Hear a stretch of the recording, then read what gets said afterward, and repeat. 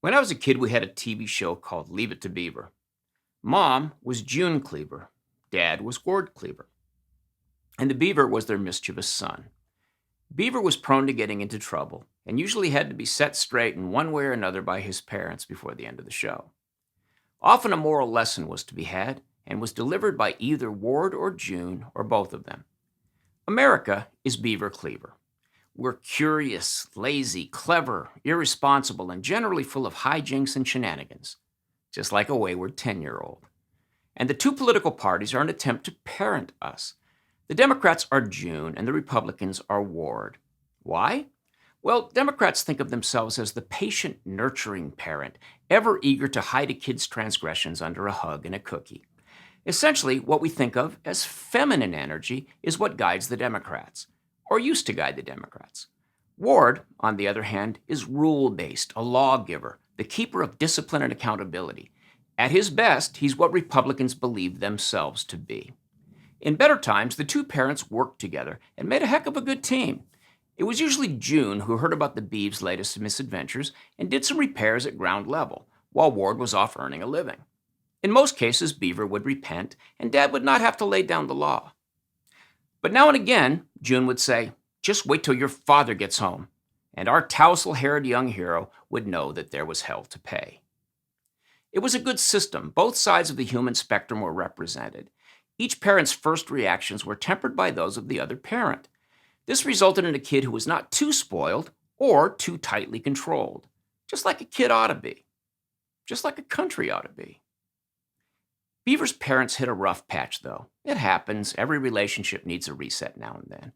But then something really bad happened. You remember Eddie Haskell?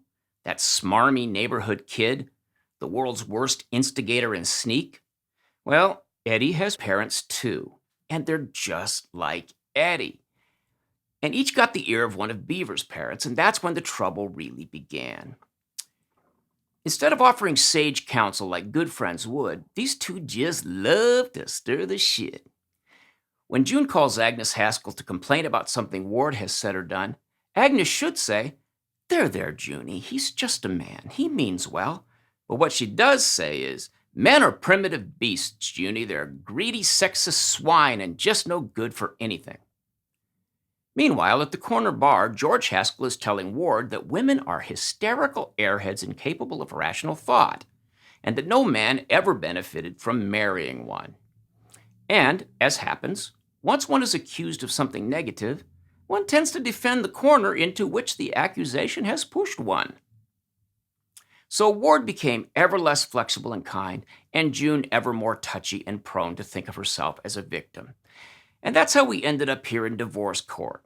Who are the Haskells? Well, Agnes is played by Rachel Maddow, Stephen Colbert, 10,000 College Professors, Hollywood, and the Arts.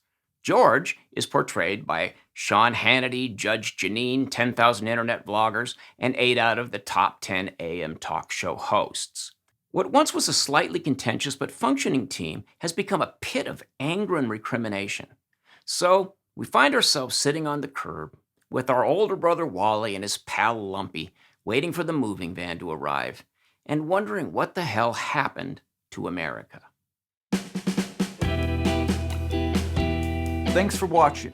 Please consider becoming a supporting member of Blue Collar Logic. Look for the link in the comments section and give what you can.